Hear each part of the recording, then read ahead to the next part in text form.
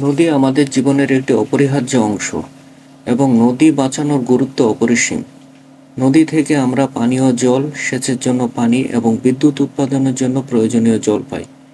তবে আজকাল নদী দূষণ, অতিরিক্ত পলি জমা, শিল্প বজ্র ও প্লাস্টিক দূষণ এবং অপরিকল্পিত বাঁধ ও খনন কাজের ফলে নদীগুলির অবস্থা দিন দিন খারাপ হচ্ছে।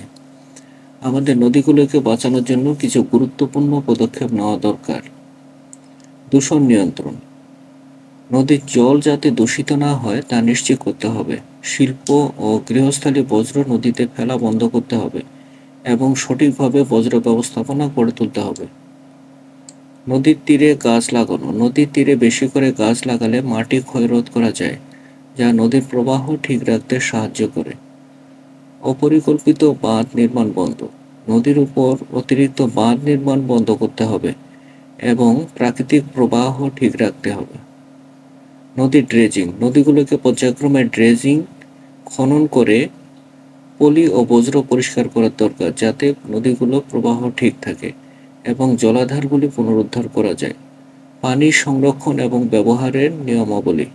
পানির অপচয় রোধ করতে হবে এবং পানি ব্যবহারের নিয়মাবলী মেনে চলতে হবে। সচেতনতা বৃদ্ধি।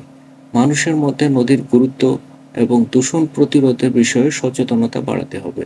বিভিন্ন শিক্ষামূলক প্রোগ্রামের মাধ্যমে সমাজের সকল স্তরের মানুষকে এ বিষয়ে অংশগ্রহণ করতে উৎসাহিত করতে হবে।